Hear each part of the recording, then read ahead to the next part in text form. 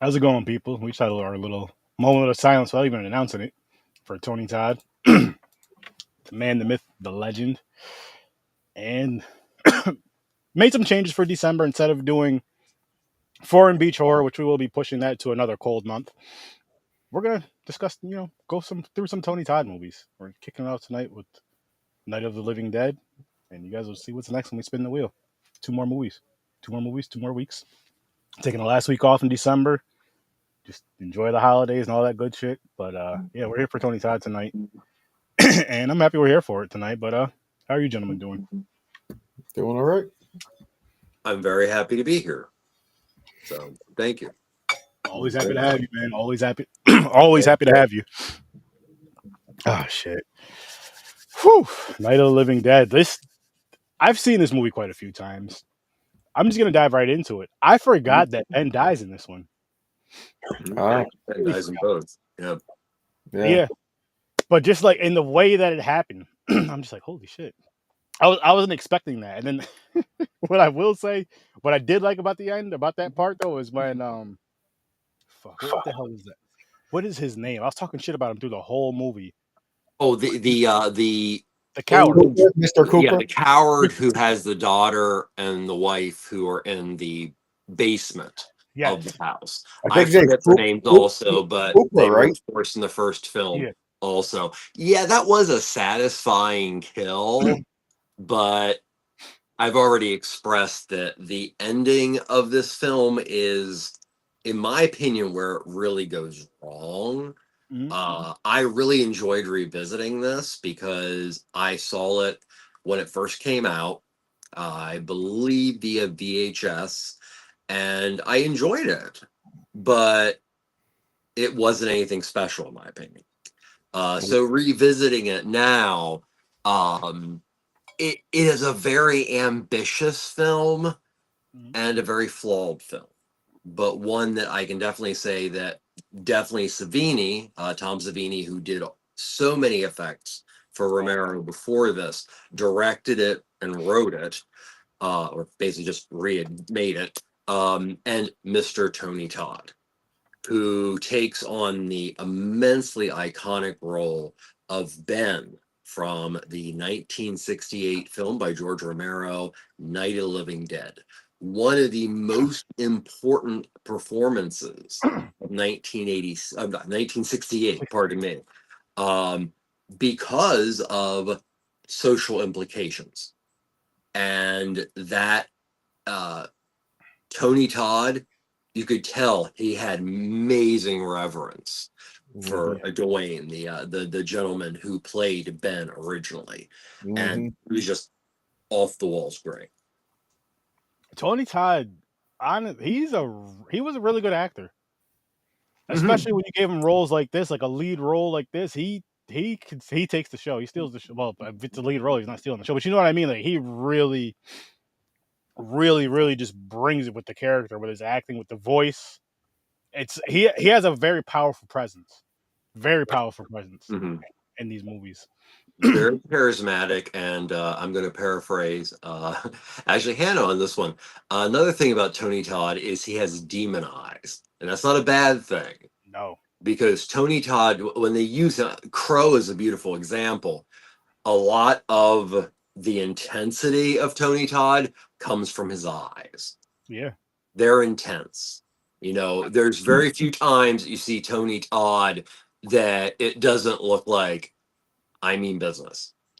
So even when he was turned into the zombie and his eyes are like white and light blue, and he looks over at Barbara, right? It's still the same. I mean, of course, it was a different look because how it's supposed to look different, but still like that same kind of thing in his eyes, what you're saying. And then, really quick, just jumping over to another film with Candyman in the where he's talking to Helen outside, where he's kind of putting her on that right there. It was the voice, but it was his eyes too. How she's like looking, yeah. What adds such humanity? Like Candyman's a beautiful example. Why we had discussed a couple things about some other like castings, but why Tony Todd works so well is the Candyman is yes, he has that stare. Yes, he has that look. But what makes him special, and honestly is a crime that he wasn't used even more, is he can make evil have a humanitarian, humanity-based side. And that is one of the main reasons why we love Candyman. Yeah, because I mean, his story, it's Mhm. fucking sad. It's Yeah. terrible. And then, I mean, all the other stuff. And I'll joke about it all the time. I'm just like, I don't understand why people don't just like when someone says to leave me the fuck alone, leave me alone. Like, you don't have to say my name 5 times. You could just let me relax. You know what I mean? And Mhm. that's shout out to Tony Todd, Candyman, and DMX if you know your music. But no, seriously though, it's just like I know we're not talking about Candyman, but just really quick, I'm like, you say that name 5 times in a row in the mirror, knowing what can happen. Why? Just why, people? It's called skeptics. They don't believe in it. So they try it. Screw that. I still haven't done it yet. I did. I did Bloody Mary. I did all that stuff. Bloody man, I'm not scared of a white woman jumping out of the mirror, but a fucking 6'5" black dude jumping out the mirror with a hook. That's scary. Yeah.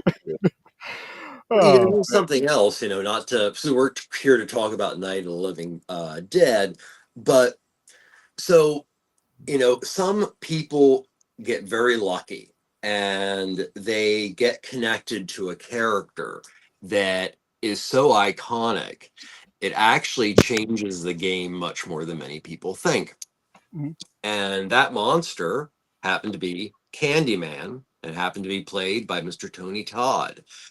I would say Candyman, as far as an individual film, has had the most influence on analog horror and also the concepts of lore, folklore, urban folklore, all being meshed in this obsession with going back to history and story for plot and horror film.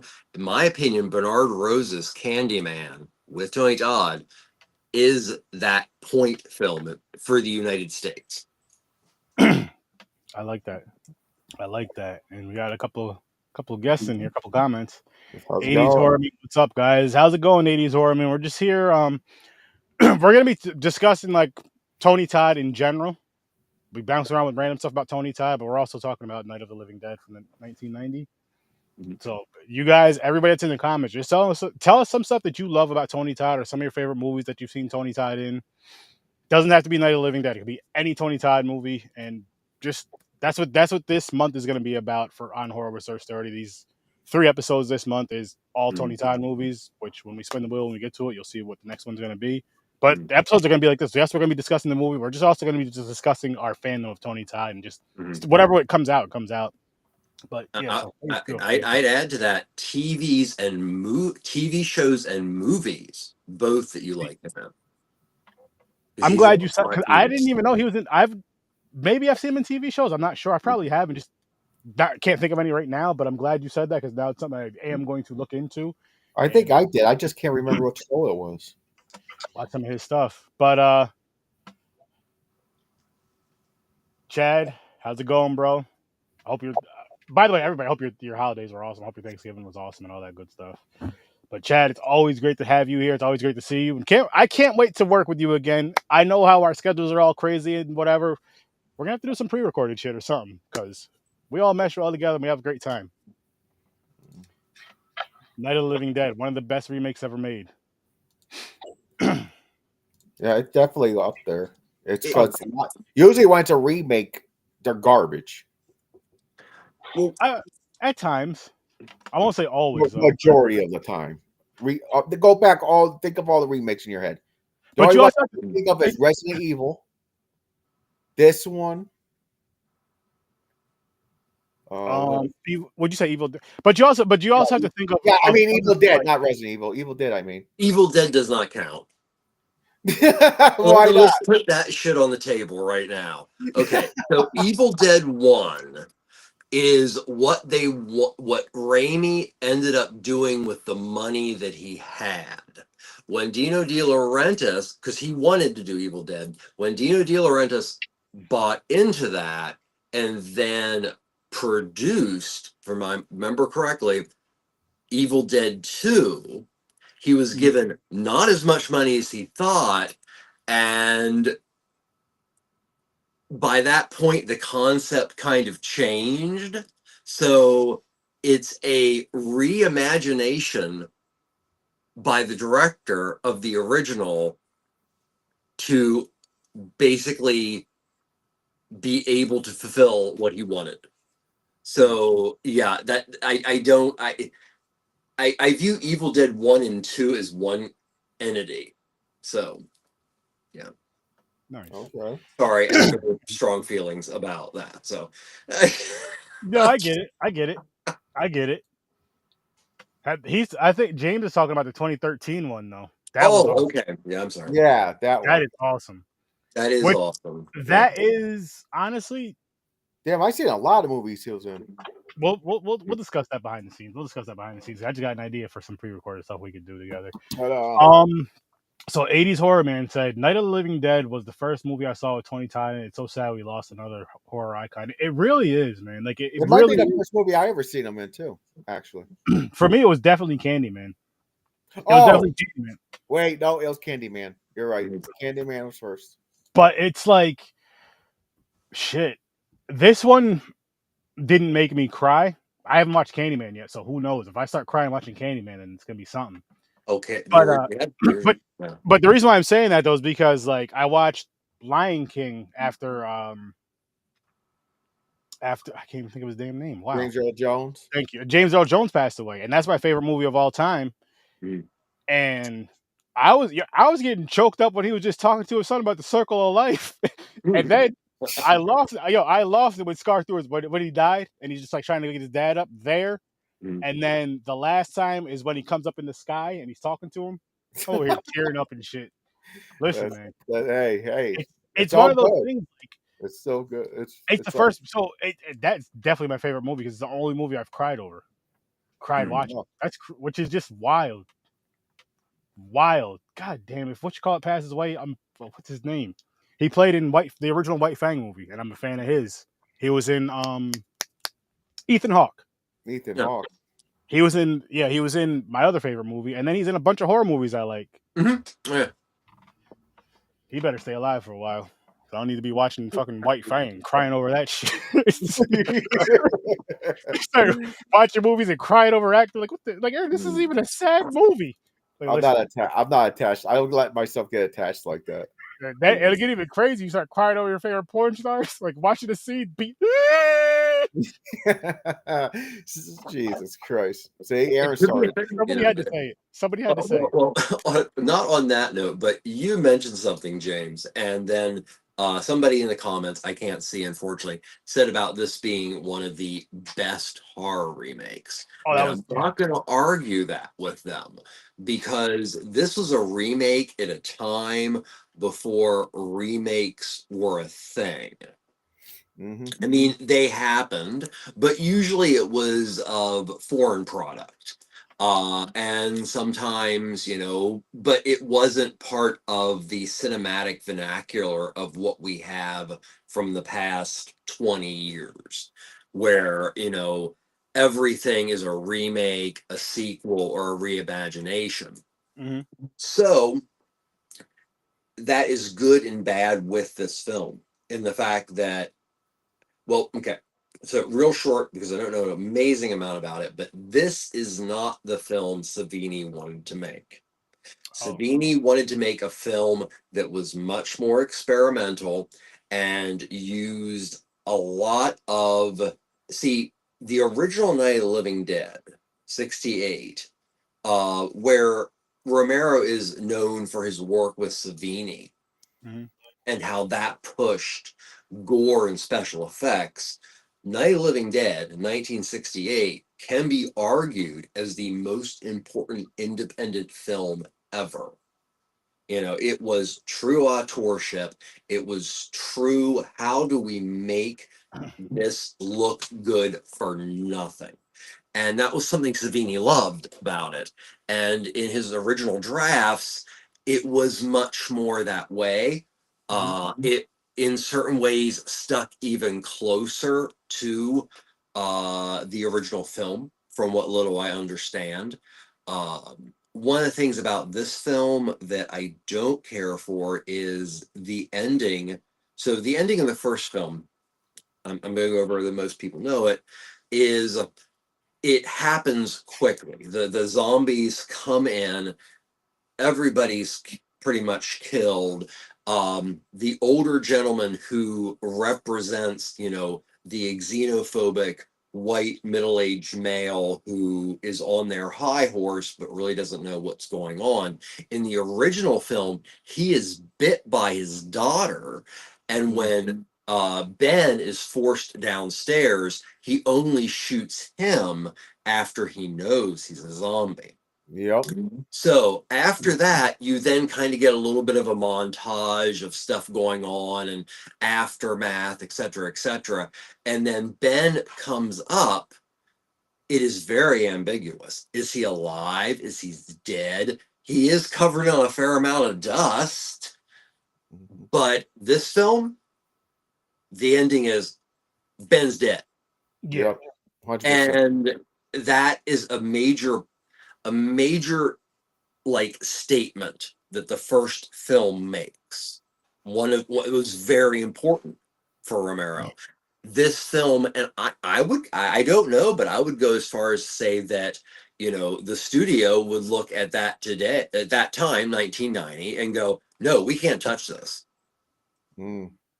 So that's my only major complaint. But I do know, and I hope to, there's a phenomenal book that was just released. I can't remember the author, but I've heard wonderful things that is about, all the lead up to this film being made. Because Savini was not happy with the final product, let's put it that way. Okay. But it made money. While I'm thinking about it, because that's another thing you hear about this film. It was a failure. It was a flop. No, the critics ripped it apart. The fans of the original were not ready for a reinterpretation. But still, its opening week, it made over $2 million. And then its gross, Canada and US, was close to about 5.2 million. And the budget was like 4.2. Math, $1 million. Yeah. So this was not a failure. And it sucks that it was viewed as a failure because it could have made a huge career for Tony and also made an even bigger career for Savini. I agree. Yeah. But yeah, both our careers could have blown up even more. How's it going, Troy? Good to see you. Good to see you. We're just all in here talking some Tony Todd stuff. So if anything you want to talk about, say your appreciation about Tony Todd, feel free, right in the chat. First movie you saw, last movie you saw of him, anything. The beginning made me laugh. I forgot about the beginning. Oh, they're gonna get you, Barbara. No, yeah, that part, like the teasing and shit. But when the zombie has the brother and they fall and his head hits the tombstone, it looked like a mannequin. I was waiting for the head to pop off and start rolling down the hill. Oh, it's shit. a very playful movie. It seems like that. It's so I think people were slightly disheartened by the fact that, this was a reimagination of the film that defined zombies in the United States and a good portion of the world. They were expecting, after Day of the Dead and Dawn of the Dead and Savini and Romero being, and then of course Creep Show, which I think this film actually owes a lot to the film Creep Show. And I'll talk about that later. But it's not a gory film. No. In respect to what he could do, it tries to pull itself in like the first film. The first film being in black and white and everything, you could use a lot of stuff. And then also the first film does what Savini did with everything else, is use stuff you buy at a butcher shop. But Savini did not want to make a special effects extravaganza. He was trying to be very respectful to the original film. And, I think that's why some of his fans don't care for it, because there are times he actually intentionally, like the one you pointed out, James, he's intentionally making a reference to some things have to be done on the cheap, like the first film. Yeah. Oh yeah. But that shit made me laugh. I was like, oh shit. Oh yeah. And here's Troy said, for him, Harper's first brother movie was was back in this both one as films. well. And then of course the iconic Candyman role. Yeah, definitely a treasure that will be missed. But it's awesome that as far as fans, like for me, I missed him at a con back around here. A few years back. He was there and I missed it. Money was tight that con, so I couldn't make it. He was there. And there was like one or two other cons I was supposed to go to, and for whatever reason, it was probably financial again that I just couldn't make it. And he was there. I'm just like, fuck, man. Like now it's just, you know what I mean? But at the same time, we still have his movies and all that stuff. So you can still like go back to his iconic roles, hear his iconic voice, see all that stuff. I feel for his family more than anything, more than I feel for us, because I mean that was their, you know. But it is cool to see the fans of him. Like it's cool to like just talk to other fans of him, like each other, and then you just see it around. The respect that you see that I was seeing just scrolling through the internet or mainly TikTok, a bunch of fans. Like it's a beautiful, like it's sad that it happened, but it's beautiful to see like how many people really enjoyed his film, how films, not just Candyman, just in general, and just kind of, you know what I mean, kind of just have those conversations like we're having now. Again, the circumstance sucks. Why? Because we'll talk about his movies either way, but it's just like, you know. But well, he has a lasting place in cinema. Hell yeah. And whether or not he had great roles or not, he did get one of the roles. And that will make sure that he lives on forever. Oh, definitely. Yeah. Definitely. Candyman is gonna live on forever. And I got a recommendation for you guys to watch. Cool. We reviewed this. I know you've seen this one, Trevor, because I mentioned this before. But for the people out there, you want to see a fun Tony Todd role? Check out Sushi Girl. Oh yeah, did we review this? Yeah, we did. That's why it's not on the wheel now.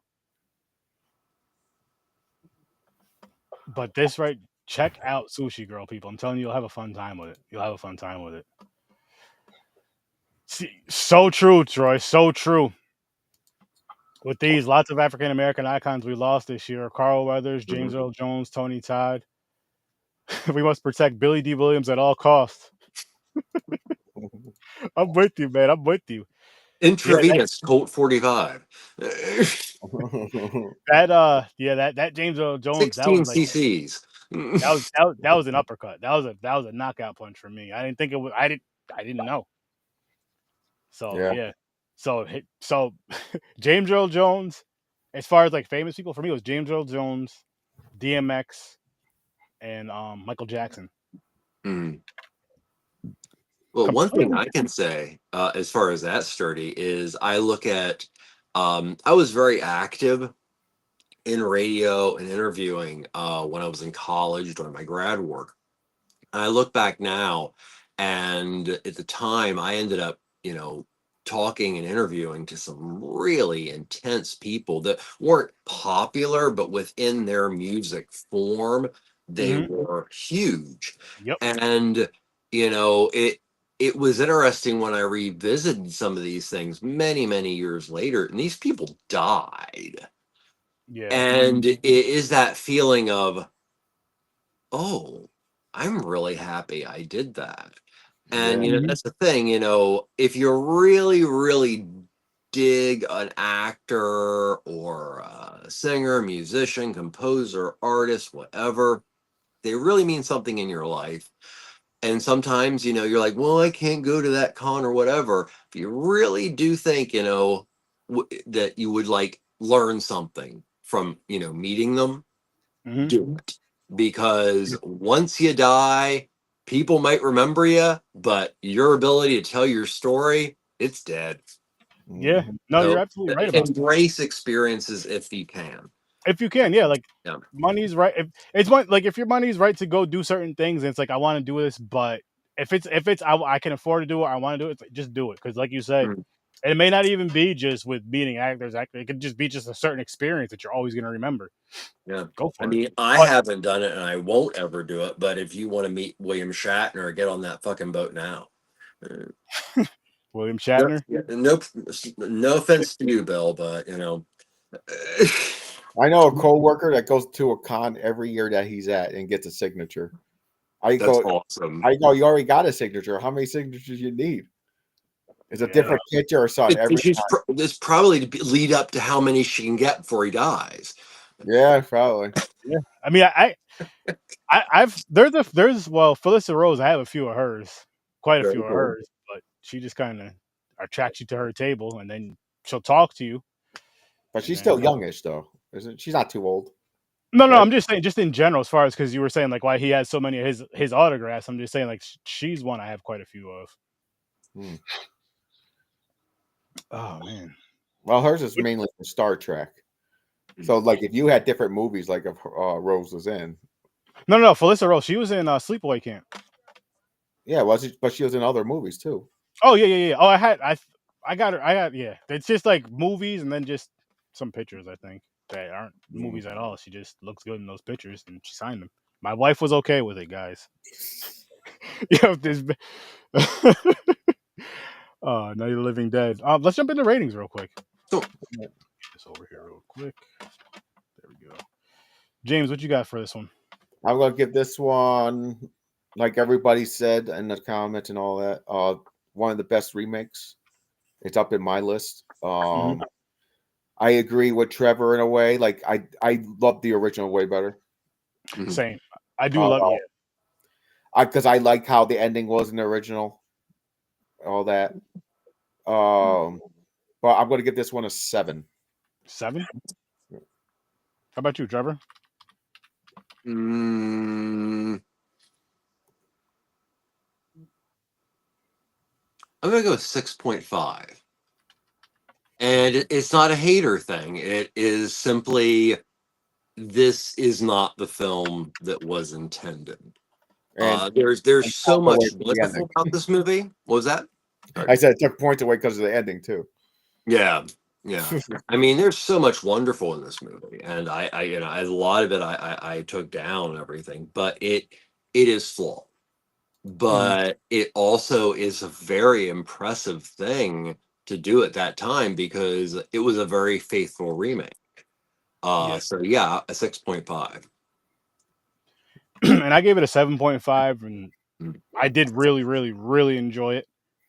But I think I would give it a higher score, but I believe I gave the original an 8, and I do like the original a little better than this one. Yep, same. I gave the original 8. I think 8 or 9. Yeah. I forgot. But The original is 10 for me. nice. Yeah. I It's mean, if you take Tony Todd out of this, I will be honest, it's about a 4. oh wow. Yeah. That's I can how see good that. I think he does Ben. Yeah, I agree. Fair. If it was somebody else, I agree. I probably wouldn't be as much. I think a lot of the other characters, they're changed in ways enough that they don't work like Romero's. A good example, the father of the girl who is downstairs and everything. He is in the original. He's middle-aged, white, xenophobic, definitely a misogynist, all these things. He represents those things, but he also represents somebody who is truly scared to death. Yep. This guy, he's just a dick. Yeah, he's just an asshole. Yeah. So, and that's one of the things that, is a downfall because, and also shows how good an actor Tony Todd is. Oh, he's awesome. Because his take on whatever he was given was so reverent to, Dwayne's in the original film. Yeah. But yeah. So. I also liked how they showed Barbara going through the stages, her just breaking down until she didn't give a fuck no more. Well, that was an interesting thing because that also goes against that was okay. So this movie, I feel weird saying this as a remake, was ahead of its time, but also behind because at the time it was released, I feel a lot of the original concepts that the 68 was about were still relevant. And still relevant to the point that, to get this made, Savini had to change things. If this film had come out circa 2014, it would have been viewed very differently. Like, the main Barbara's character in the first film is in shock 99.9% of it. And she is also an archetype herself. And there's a balance there, but this is a character that, is, she's taking care of business and then she falls apart. And then she's taking care of business and she's out there with, the good old boys, how horrible this thing is. And it's good. It's a great, it builds upon a couple things. Number one, it gives this original film a feminist context that it really kind of lacked, but that was, it had so much more to say, and you can't say everything. It also gives a bit of a different perspective, but I feel that would have been more appreciated like 14 years afterwards versus, at the time, it kind of felt a little bit like, oh, well, let's do something cool with Final Girl. Like some CEO or major producer was like, yeah, you got crazy ideas. Let's mess with that Final Girl one. That's the kind of feel I got. It didn't, the original one, it is shock, but you feel it all the time.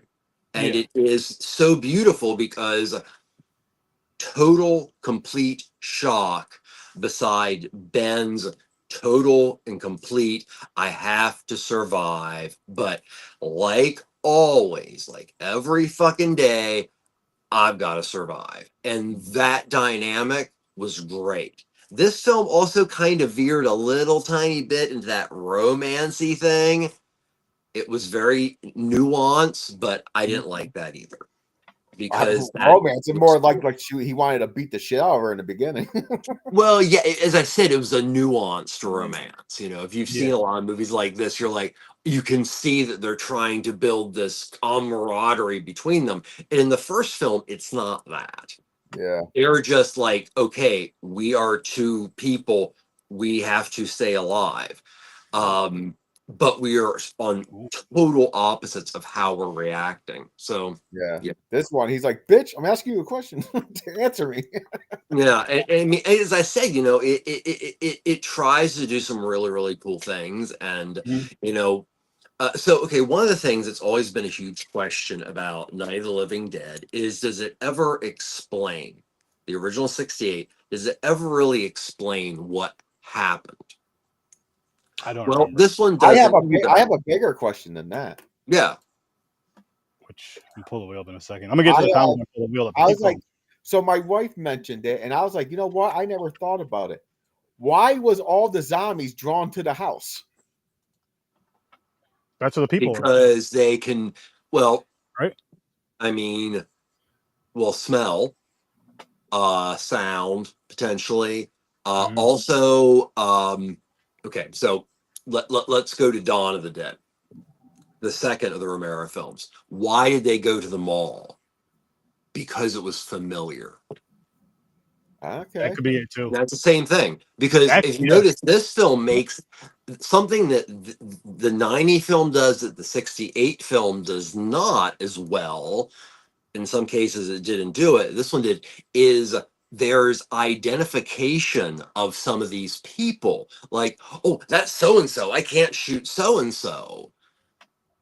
Bringing back to that idea that these people are heading toward things that they are familiar with, except they have this all-consuming desire to consume flesh, and that's the definition of the contemporary zombie. See that makes sense. I like that, the familiarity thing with it that you said too, because that's well, that's flat out said in Dawn. I thought it was sound, but I was like, they're not that loud in the beginning. They started getting loud after when they were all coming, where they were boarding up shit. But before that, Yeah. the house was quiet as hell.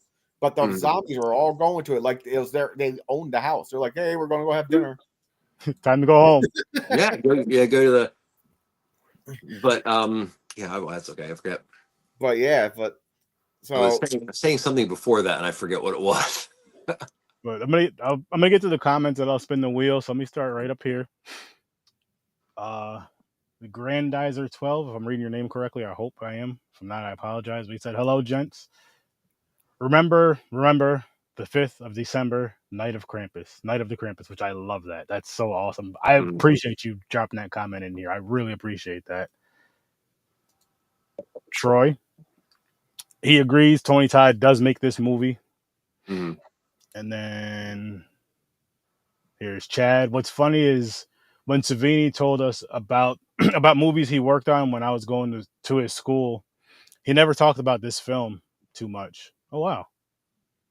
Yeah, it was not a pleasant experience for him at all. And then here is an awesome question right here. Would this movie have been more successful if it had a different setting, same time frame, Good when call. the settings, when what do you say, when things started happening, but maybe a larger town? Which we could leave that one up here and discuss that. I'm going to spin the wheel on that, and then I'll get to the rest of the comments. While you're spinning the wheel, I want to answer that one because yeah, please. At least for my take on it. So, okay, so why does the first film work?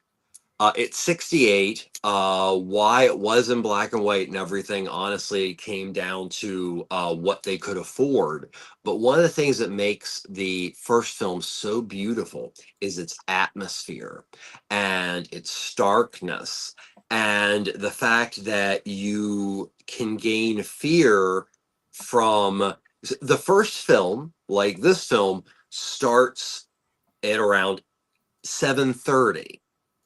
Change of time, and it's still light. So in black and white, you have the nuance to make shadows. In this film, I think Savini took a little bit of a misstep with the fact that it was like, okay, I have to do this in color, but I want to try to recreate it, and it comes off stagnant. It doesn't have the ominous quality that the first film had.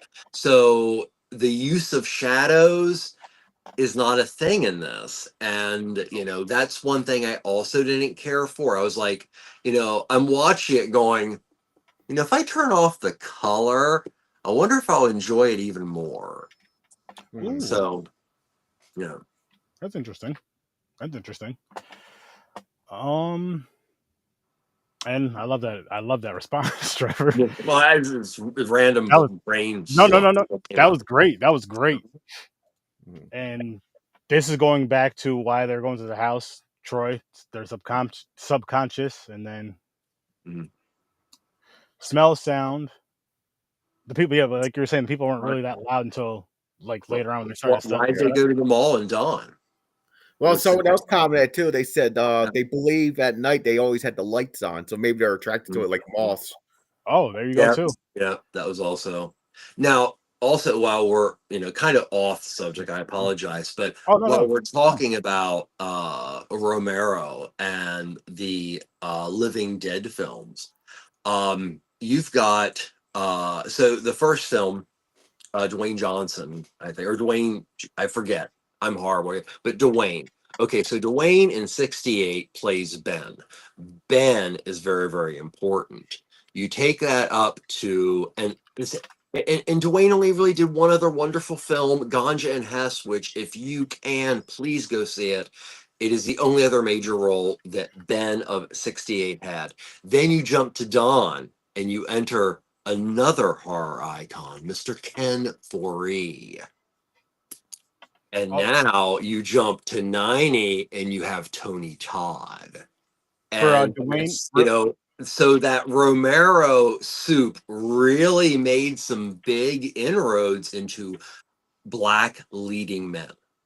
Yeah. Yeah. Troy hates ganja in this. Oh, I wasn't a fan of that one either, but I I do know where love you're it, going. but I love weird, messed up films. So He definitely does. We all do. That one just couldn't do it for him. But his for Dwayne, it was Dwayne Jones, Trevor. yeah, Dwayne Jones. Thank you. Thank you. And then just to get back to the other comment, recently watched Tony Todd and Tales from the Hood Part 3. I thought it was interesting. I got to go back and revisit that one because Yeah, it's been a while since I've seen that. yeah, it's I been a forgot because long. I blend them with all the others. If It's I been a just long. see something for a long time, they start blending. The Mhm. first one you won't like. The first one stands out, but the second and the third, I've only seen them once a piece. So I got to go back and watch those two. I know those one I didn't really care for, but again, I'll go back and watch them again. Mhm. Oh, if you don't mind, I want to like kind of adjust something I said. Yeah. Because it doesn't make sense to me now. Okay, so this came out in 1990. Mhm. And I said that I felt if this version of the film, with everything the way it is, except made like in 2014, would make a difference. No, let's take it to 2004. So if you look at this movie, zombies are not really in the vernacular of monsters as much as we think, but much more than ever before. With that, 2 years before, Wes Craven had a huge bomb with Serpent and the Rainbow, which was based on Wade Davis's traditional zombie concept. This film comes out, zombies are still not a thing. The game changes in 2004 with the remake of Dawn of the Dead. That would have made this film potentially be a very big success. So that's the other thing with, this is a beautiful movie and a beautiful concept and a beautiful love letter that came out at the wrong time, in my opinion. Okay. That's fair. That's fair. Came out at the wrong time. Yeah. I could see that too, and especially with like the boom of Scream and all that. Do you think it kind of got I guess maybe overlapped? You know what I mean? Like wasn't really Well, pushed. What's Scream there wasn't really 1990? anything out there I, well, like I know this. not 1990, but I know it was the 90s. But I also know like with that 90s. I mean, I was only 5 at 1990, but I Mhm. also know like when the 90s thing, like horror took like a weird dip until Scream came. So I'm wondering if that had anything to do with it as well. Well, this is also at the time it was so 1990 horror.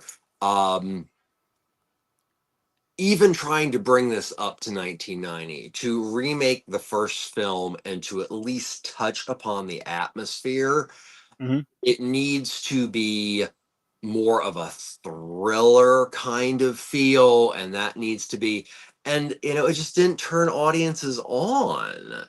It wasn't what was popular. So it was ballsy that they made it. It's just there was a lot of other stuff out there that was more, popular at the time. So, when with Snyder's Dawn of the Dead, that was, I mean, zombiedom had been growing, but that was the tap that was opened, and all things zombie came out in copious amounts. Um, so, if this film had been made during the initial the Renaissance zombie boom, Mhm. I think it would be considered more of a legendary film than it is now. So I think that's where I was running around and getting to. So Okay. Okay. Yeah. Okay. Because Troy did. Well, you just explained it now, but Troy said I don't know if it works because of especially with Dawn of the Dead remake. Or Mhm. sorry, you have a Dawn remake, and then Grandizer 12 said, but Dawn of the Dead, those zombies could run. I hate zombies that could run. That's scary. That's Now scary. Well, listen, is that walking like it brought the this type of zombies where they're really slow and everything.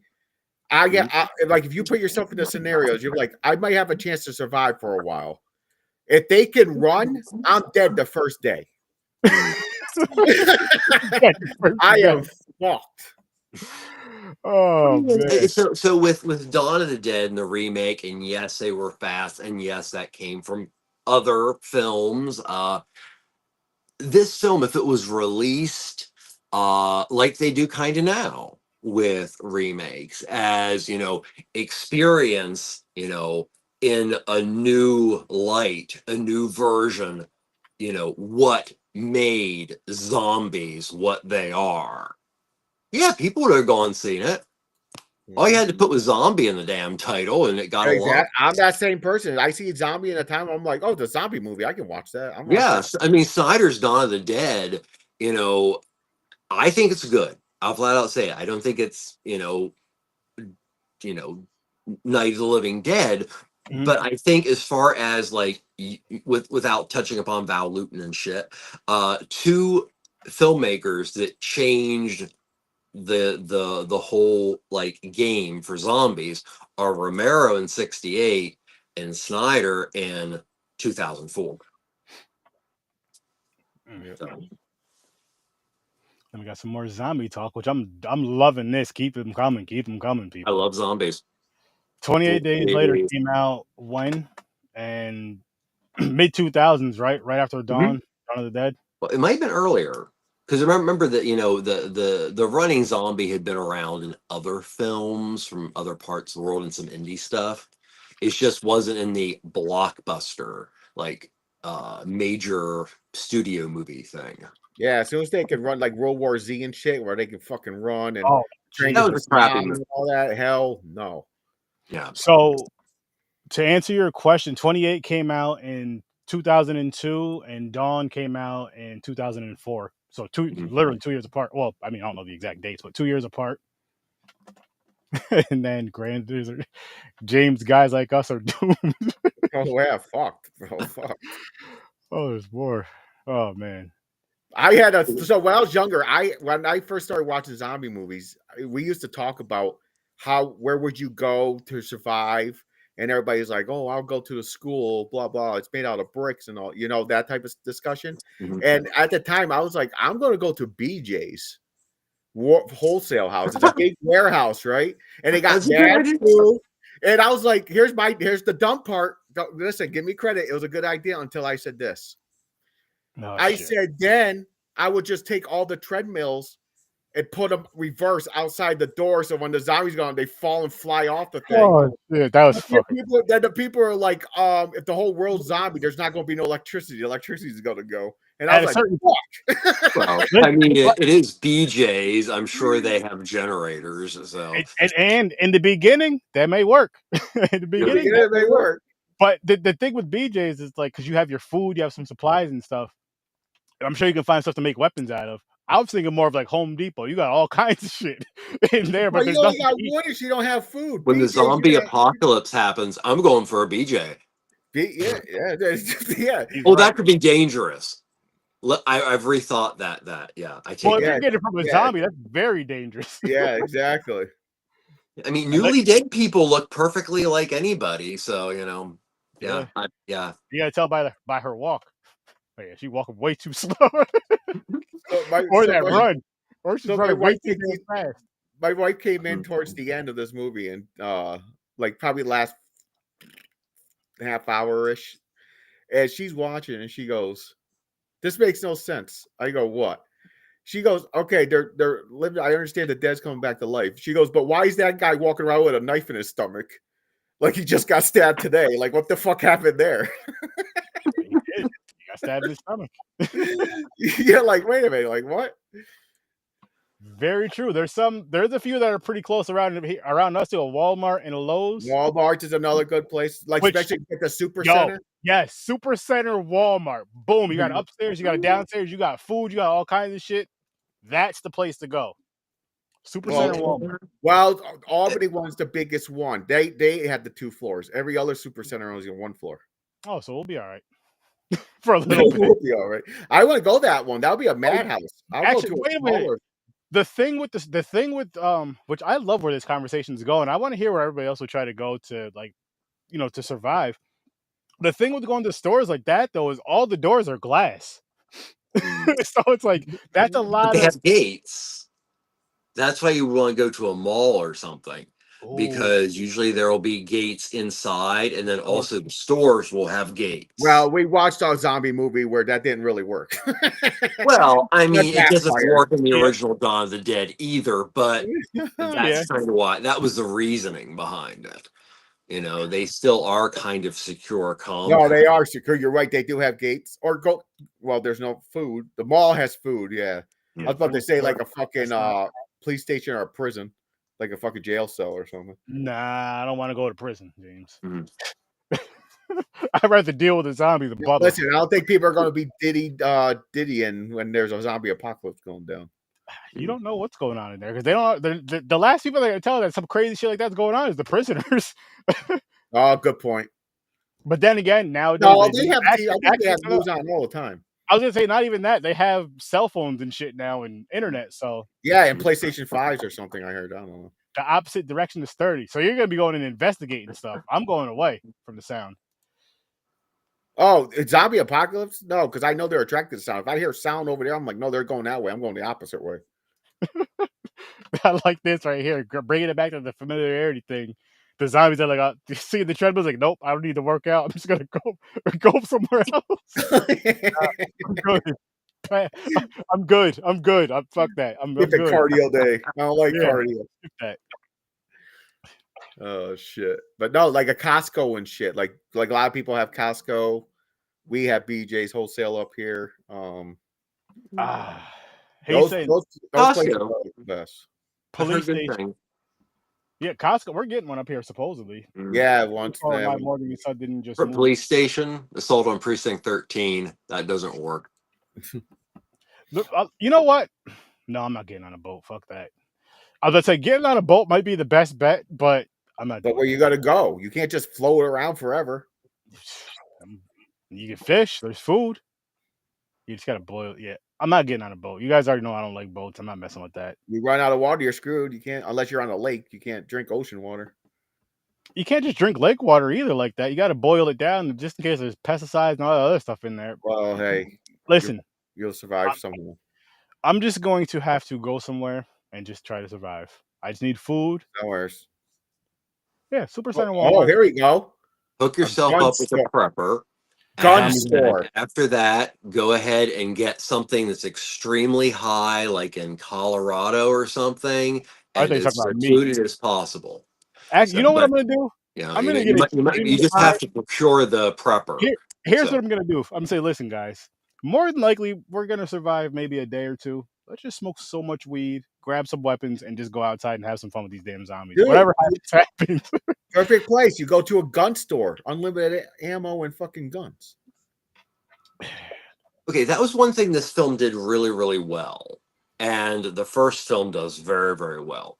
Is shows that, okay, so the major message in this film is who are the monsters? The dead or the people who actually are still living? That's the big question this remake asked. And it's a very long scene with her driving around with these people that, have, this is a sport. This is fun. I mean, it does also, I'm sure he probably put his foot down about this one. There is a scene that has a very direct reference to lynching. And, this is a film like the first film that is asking, okay, yes, these are dead relatives that are coming to eat our flesh. Well, it's honestly the only instinct they have. So can you really fault them? No. But driving around, shooting them, hanging them up, actually having like the equivalent of a dog fight. Yeah. That shit's gnarly, cruel, and inhumane. So, yeah. Oh, by the way, if everybody listened to the girl in the not in the beginning, when she started like snapping out of it and paying attention and being smart, where she said, "Look how slow they are. We could just walk by them." Mm-hmm. She was right. You could she just walked by them. Yeah. It's amazing how something that logical in a very, very intense situation can be ignored. Exactly. Now, in the first film, they can't run away from them. No, they can't. They're fucking is all over Yeah. the place. Which- But this is brought up, and I think it's even brought up in the first film.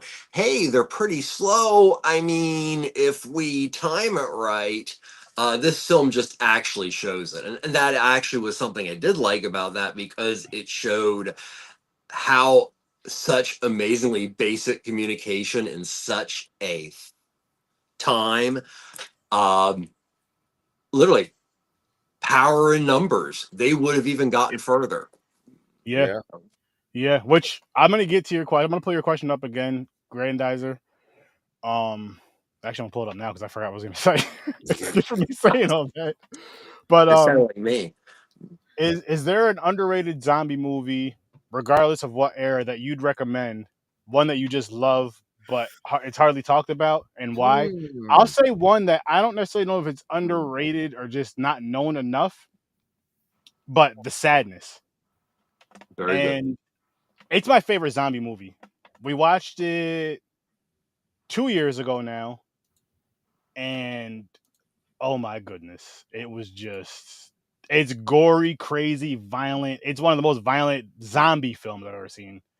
But this movie right here, Amazing. if you've never seen it, I highly, highly, highly recommend it. The Sadness. Again, it came out in either 2022 or 2021. 9.5 movie. Oh, I gave this thing a 10. I gotta watch this movie. I love this movie. Like this is one of those movies that, like, if you're into zombie films and if you're into like really gory films, check this one out. Oh, I got one that I thought it was I thought it was pretty good for a zombie movie. It's called Dead Snow. Oh, that is a great film. I haven't seen the sequels, but it's a German film, if I remember correctly. Yep. Oh, I mean, what year for the crazy? Sorry, what year for the crazies, Troy? The OG from '73 or the newer one from 2010? And I'll pull up the movie. Wait, I thought the Crazies was a zombie movie. No, it's not a zombie movie. Oh, Crazy's not a zombie movie. What movie did you say, James? Dead Snow. Dead Snow. 2010. Let me think here because it's kind of hard. Just because of a crazy ass movie, Troy. I got you though. Go ahead, Trevor. Sorry. Okay, so I have to give two, unfortunately, but really quick. Okay, so there's more. Okay, so I'm just gonna go with the first ones I thought of. Okay, so there's a film from the 70s called The Living Dead of Manchester Morgue, sometimes called Let Sleeping Corpses Lie. It was a film by Spanish director Jorge Grau, and it is a beautiful, beautiful film about zombies.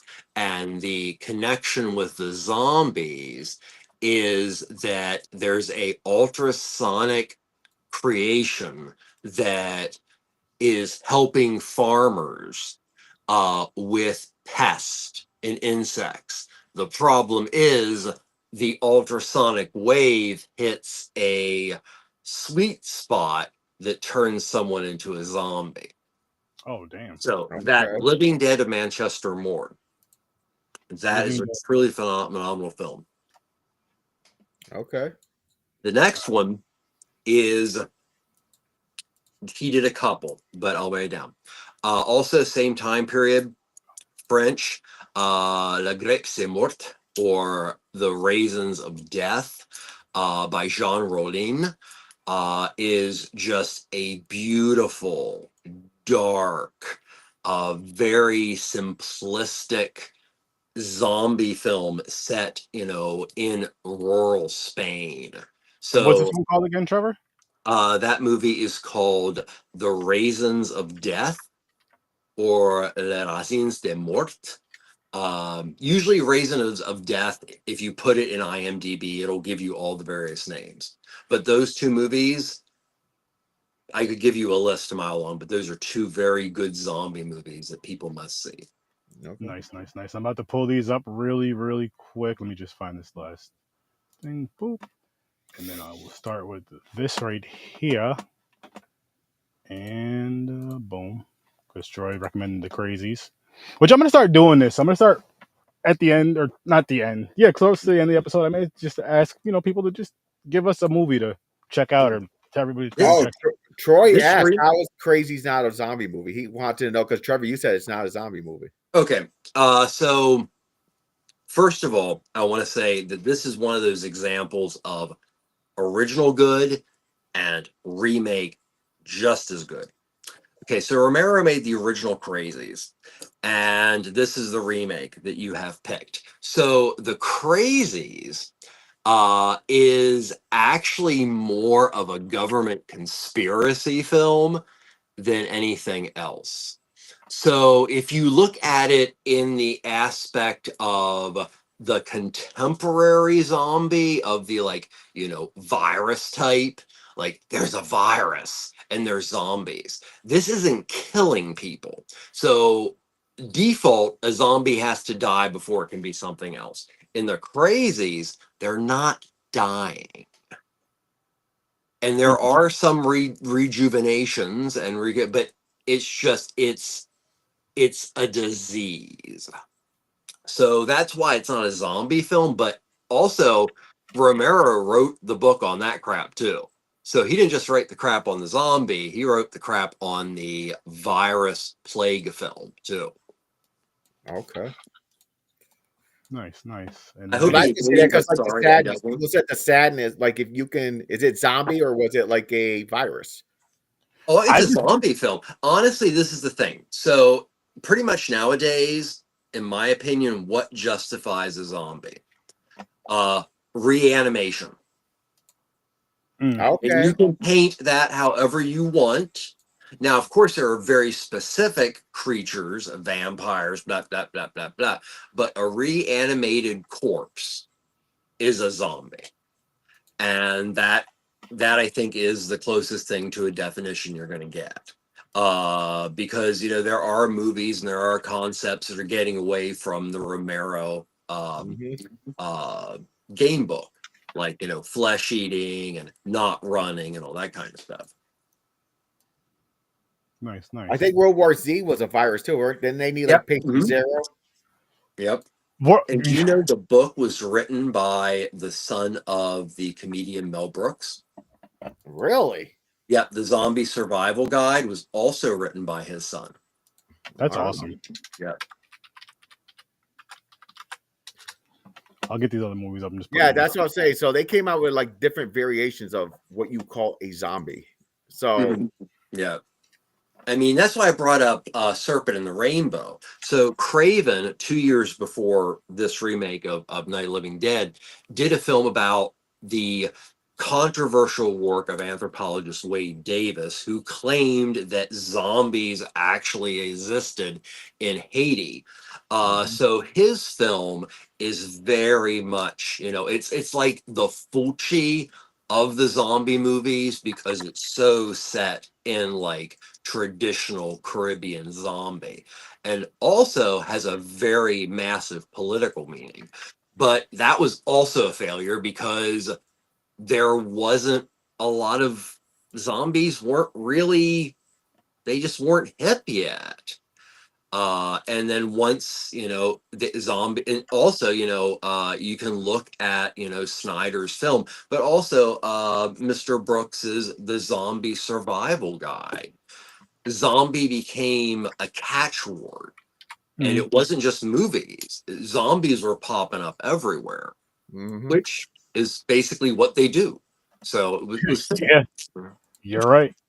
It is funny though when film does that, when there's like a really popular concept and like across genres. You're like, okay, you know what? We could do that too. We could do that too. But you're not that kind of movie. This is a porno. That's fine. We can still do it. But seriously, like, pornos are the best. Wait, that didn't sound good either. I mean, hey. I'm not arguing with that. They definitely get a lot of definitely get a standing ovation. So I mean, you can't beat that. Can't well you beat never mind. That's for a different time. You can always beat a standing ovation. That's true. So. Oh, this is a fun one. I'm grabbing these movies up right now. Real quick. And James, you said Dead Snow. Dead Snow. Yep. I want to rewatch that now. Yeah. We reviewed that, didn't we, James? I believe so. Yes, we did. Yeah, it was the military one. Yeah, the German. Okay. Yeah, On. it was. I liked it. Oh my gosh. Wasn't the original zombie tied with voodoo and witch doctors, like Yes. 1940 zombie type? Yes. I Yeah, just like recently the Val Luton, I Walked with a Zombie. Bela Lugosi was in several things, but yeah, it all comes from, Caribbean Haitian lore.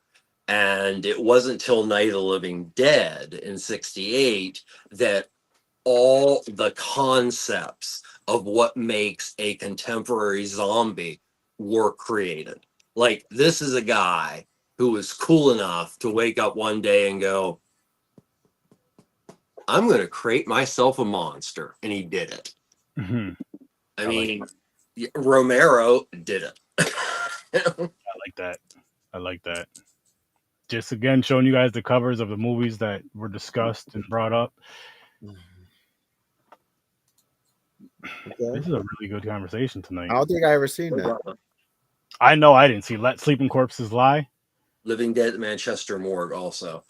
I believe it is streaming. It's very, very good. I have to check that out. Sugar Hill, early 1970s, considered a zombie movie or more of a yeah, with Pam Grier. I've never seen that one. Amazing film. Is it a zombie movie, or do they have to be? Okay, so there are a couple zombie movies in the blaxploitation echelon. Of course, the one you just mentioned, JD's Revenge, is also one of them. But Sugar Hill is it's one of my favorite of this genre and also that subgenre. So, it tickles two of my subgenres, which is a good thing. Okay, I gotta check that one out. I never seen Sugar Hill. Sugar Hill is awesome. Also, there's one that's not really a zombie film per se, but has a lot of connections to voodoo and other mysticism, which is called Lord Shango with an S. And it's actually one of the best, like, religious message films I'd ever seen. And it is it never got out of, midtown, downtown cinemas. So Okay. That's interesting. Oh, this was a fun one. Yes, I did. Sorry if I was too bad. So. No, nope, wrong one. This was great. We got to watch that one. Sugar Hill truly scared me. Underrated. They rebooted it in 2005. I think the early 70s had all the 70s feel to it. Yeah, I gotta see that. Yeah, I gotta check it out now too. I gotta see that. Yeah, you could talk about zombies for fucking ever. Well, zombie, in my opinion, is the perfect monster. And it's a perfect monster because it is nothing but a body that functions without being alive. Wow, literally a blank slate to use for any message you want to make about virtually anything. So, the first film in '68 is making a lot of comments based on class, racism, xenophobia, fear, where Dawn is making a lot of comment on capitalism and how out of control it is in the United States. Zombies are the perfect monster to show oppression. So yeah, zombies are awesome. Nice. I never even thought about it like that. No, me either. This guy Trevor, man, he's a genius. No, but no, you are. Thank you. This guy, like, what it is, and why I love these conversations is because, like, each of us, including everybody in the comments, we all have like our own perspectives on. Exactly. We watch the same exact movie. We have all of our own perspectives and like what we got from these stories.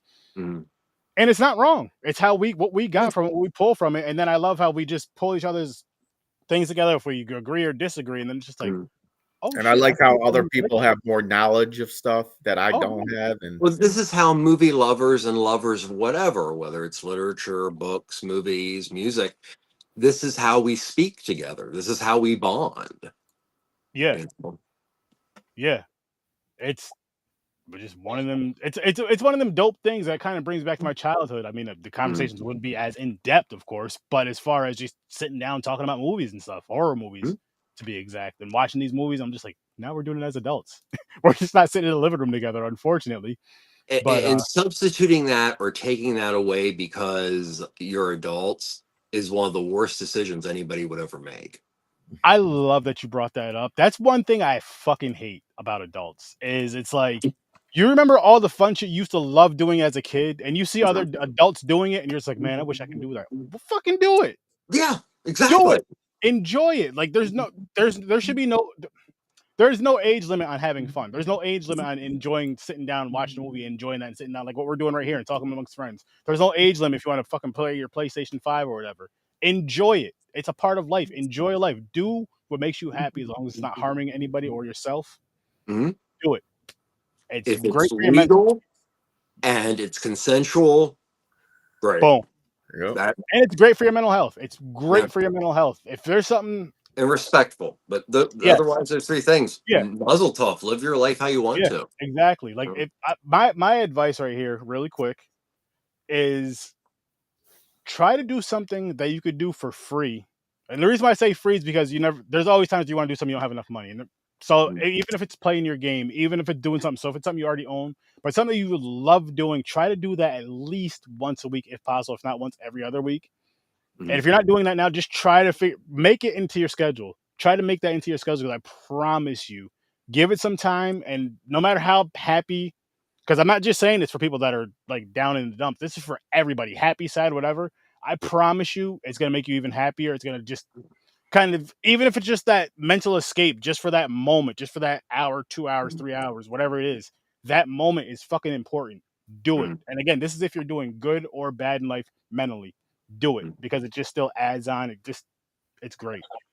If you love something and it makes, it doesn't hurt anybody, like a hobby or whatever, make time for it. It's not childish. It's not that as you said, Sturdy, it is something that is going to help your mental health more than you know. Exactly. Yeah. I mean, So, don't, and also it goes back to the whole thing that it's really all about. Don't lose the joy. I think a lot of people do that, and it's very sad. They do, and don't let people shame you in losing the joy. Like social media is the worst when it comes to that. Oh, you're a grown man, you're still playing video games? Yes, the fuck I am. And guess what? You wish you were too. Yep. Do I watch everyone? Yep. Yes, I do. Yeah, you know what I mean? And just to again get to the comments really quick, going back with agree with Trevor about the zombies. Hang on, agree, and I think Trevor's pointed out the zombies. Zombies are the monsters, but are they? It's how humans respond who may be the monsters, if that makes sense. Yeah, they're a mirror of ourselves. Yeah. True. And then and Brandizer, I seen a comment you mentioned about TV shows. I don't know if you ever watched From or Evil. There are two good ones. From is on my list. I hear wonderful things about it. Listen, all right. I'll get to the comments again in a minute, but I got to talk to you about this. Trevor, I need you to do me a favor, my friend. Whenever you get a chance, I know it's going to take a while. I would love for you to watch From, do your research and all that stuff, and then just let us know whether it's here or on Ambassador Media, wherever, what you feel about that series. Because that's one of those shows that you really have to pay attention to. You're going to be locked in because it's, and I know you can say it's about a lot of shows, but this, like, every episode is connected. Every episode is connected. And it's something that, James, you've seen it. You're all caught up with it. You finished season 3, right? No. Watch season 3. But just from I seen spoilers though. I know what happens in season 3. I'd say just watch it anyway. Oh, I'm going But to. Trevor's mind though, he will love that show. I have been recommended it many much. times. And I'm Trevor. I'm not gonna lie to you, my guy, and I love you, right? I want you to watch it for selfish reasons because I want to hear you. I want to hear your thoughts on it. Yeah, you are not alone. I have had several people, so that's television is not that I don't want to. It's just I find it easier just to watch movies. So I do have a couple shows that are like on my list. Fair. That's fair, but that right there is like, oh my goodness! I think you would love it. I think you would really freaking love it. And it was under the radar because it was only was it on was it on MG or was it called MGM Plus? Yeah, hardly anybody has that. So you're like, you never heard of it until I'm like, wait a minute, what's this show?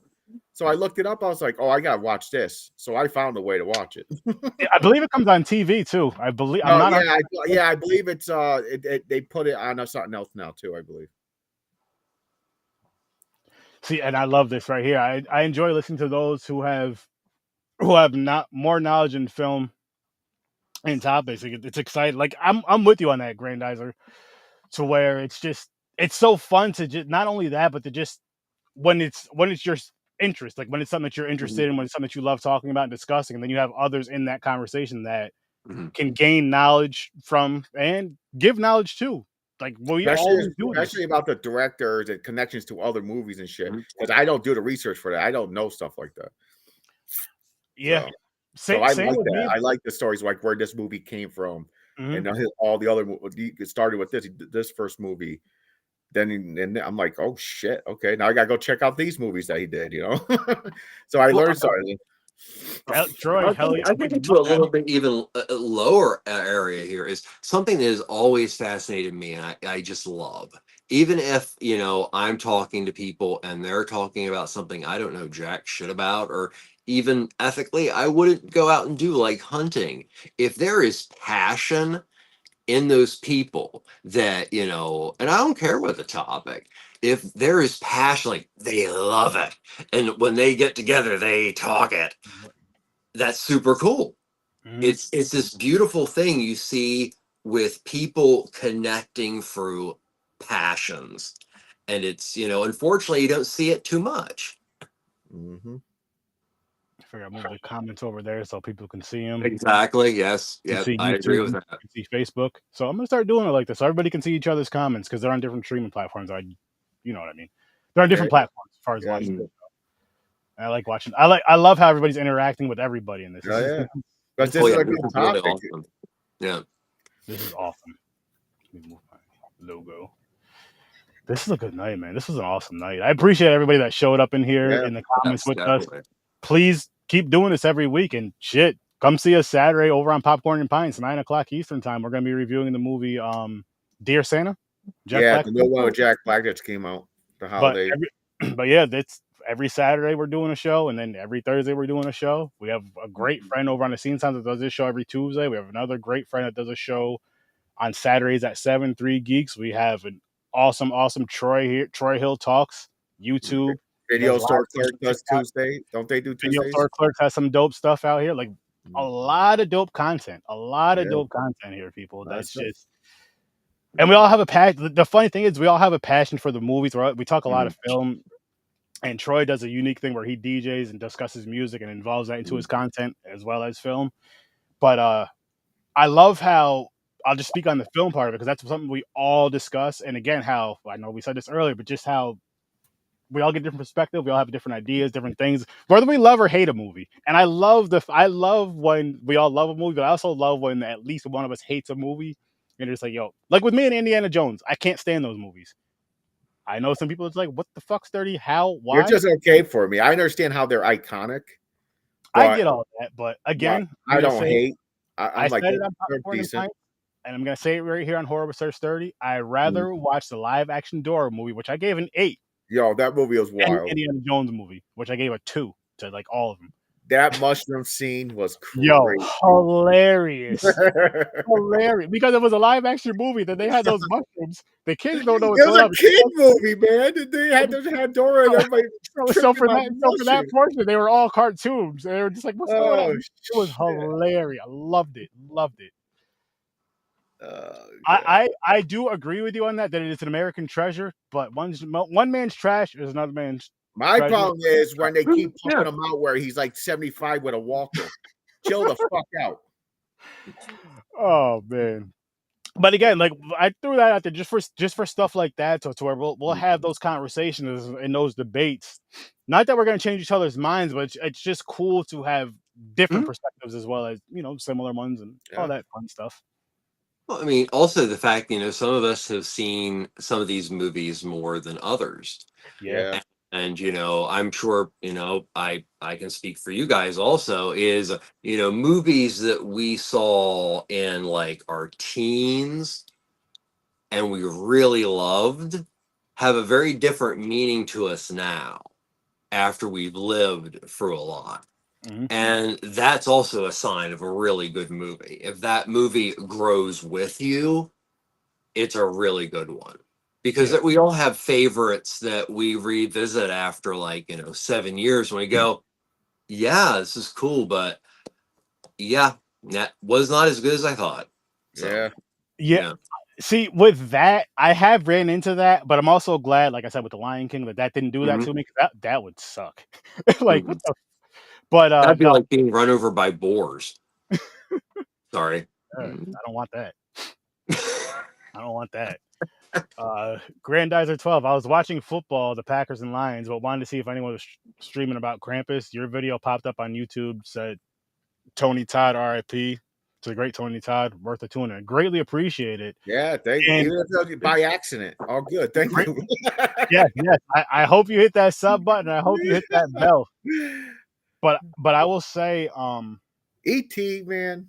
Overrated. This movie here, E.T. is overrated. I love E.T. This movie here, or not this movie, sorry, this month here though, like I said, I don't know if you caught it earlier, we were going to be doing foreign beach horror. Just to be different, but because of Tony Todd's passing, so for the next 2 weeks, because we're taking the last week off, we're going to be doing Tony Todd movies, which I'm going to keep talking for a little bit, but I'm just going to let you guys know the movies for the next 2 weeks, which I mean, for the viewers, I don't know where you can find them. I can get that information Google, but I believe Prime and all that stuff. But Shadow Puppets is one. I think this one is on Tubi. We're gonna be doing this. Me either. This one we're gonna be doing next Thursday, and then in 2 weeks, a week from Thursday, we'll be doing this movie right here. Stream. I never seen this either. This is newer. Yeah, this one just came out this year. This one I know is on Amazon Prime. I believe the other film is on Tubi. But we'll be doing those 2 movies. And okay. Time Bandits and E.T. for Troy. He said those 2 movies ruined his childhood. That's what he's saying. They ruined his childhood. Okay, so think about this. I still like E.T. a lot. But think if you're a child in a short, naked, wrinkled something that may be human, looks like scurries up to you and then takes his finger and goes, yeah, try to put it in your butthole. I know. Whoa, James, that didn't happen. I mean, okay, so at the time, I mean, I'm part of that generation when E.T. had guns in it. That's my generation. They made this E.T. finger that you stuck on your finger, and it was so phallic. It was amazing. And I remember that a friend of mine, Mindy, I won't say the last name, Mindy, was freaked out by E.T., and I used to chase her around with that finger. See, you're a good friend, because I would do the same thing. As a matter of fact, I hope you didn't scar her in future life when she went. I never had a latency period, so that might have been a thing too. So, was she scarred when she got older when going to a sex store? She can't buy certain items because they look like it. I think she's actually. I mean, I think she's actually a minister now. Actually, extraordinarily liberal. Extraordinarily amazing human being. Yeah, amazing human being. That's awesome. Possibly Unitarian, but I can't say exactly, so I won't. But a similar denomination. Wait a but minute. a I'm gonna really go back to phenomenal. this. Yeah. You're the reason she's a minister. Yeah. She got a Well, she has kids and she had a husband, you know. Didn't scar her from, you know, all future fingerings. I mean, I can just picture it you running makes sense around as a chasing her with the sentence, you finger. know. Oh, That shit's hilarious. Oh, Oh, shit. fuck. Holy shit, man. Oh, man. Tonight I was a kind of fun. remembered the fucking finger. I never had, but I think I remembered the finger. I remember seeing it at Toys R Us, I think. Yeah. Oh no, poor finger. It would have been a totally different movie if, like, smell my finger, Drew. Oh man, that is a wild looking finger. I cannot lie to you. Whoa! All right, hold up. I mean, Hold up. E.T. did, you know, he had an extraordinarily nice finger considering, you know, E.T. So, oh shit. do you remember the joke about E.T.? Yo, god damn, man. Okay, That's so you crazy. call somebody E.T. and you were You know what that testing they looks had like? an extra testicle. That looks like a long ass finger that just came out of a butt. It definitely screams probing. Yeah, it definitely a probing instrument. Oh shit. E.T. probe home. Probe That's hole. wild. That's wild. E.T. probe hole. Yo, what the fuck are we doing? Oh man. Oh, there you go. That would be an He interesting. gave the finger. Creepy toys, a good topic for future stream. Oh yeah, Creepy toys. There is some creepy fucking toys out there. Could be. And then just to go, well, Troy did answer the question of to the comment. I would have loved to have seen what happened at the island of the remake, of the Dawn remake. Mm-hmm. And then just to pull up the question that was asked, Trevor, I already know you have an answer for this. Is there a zombie film that you believe should have gotten a righteous sequel? Can I think about that for a little while? Of course. Okay, cool. Yeah. That is a tough one because there's so many. So you got to think, you're like, what don't have a remake yet? That you're like, what would work? Not a he's saying more of a sequel than a remake. Oh, I mean a sequel. Like, yeah. No, Train to Busan was a sequel. It had a prequel. But the thing is, with sequels, they usually bomb too. Train Busan, then they made a prequel to it. Prequel to Peninsula, which I still have to watch. I think it's a movie that. But I don't know. I gotta think because that's a great question. May have to table that for another. May have to table that for another episode. Just make that a zombies to be continued. Yeah, that'll definitely be to be continued. But I love that question. As a matter of fact, I'm gonna copy that so I don't forget it and save it over here. Yeah, I'm thinking. I've got a couple. I gotta think about that. Where's that? Notes. They already did the sequel with Train Busan. Busan is the New York City one. Mm-hmm. Wait, what? Did that come out? Yeah, the American version, right? Yeah. Oh, that's not a sequel, was it? No, that's a remake. Yeah. Or what's it called? Whitewash? Americanized? I don't know what people call it. American, yeah, that's the Americanized, watered down. I don't know. I haven't seen it though. I don't think I've seen it either. I have an answer. Oh, okay, here we go. It's not completely a zombie film, but it is. And that would be, I would love to have seen a sequel. Well, okay. I thought about it, but I would have loved to have seen a sequel to. Okay, so the first thing in my head is I would love to have seen a sequel to Peter Jackson's Brain Dead. Oh, I think that would have been that kind. it was good for him because he got to make beautiful. I think it was but he got to make some movies. I think The Gift was the first one. No, that was Sam Raimi, but he got to make some movies because he made that. But that is one of the craziest zombie films ever made. So yeah, that would I would say. That is a good one. I forgot about that one. Mm-hmm. Yeah, that's kind of the only one that I can really think of that really would need a sequel. And then Troy asked, did Vin Rain's character have a twin in the Dawn or something? The Dawn movie? I haven't seen it in a while, so I don't remember. I don't remember either. I remember. You don't remember that one either?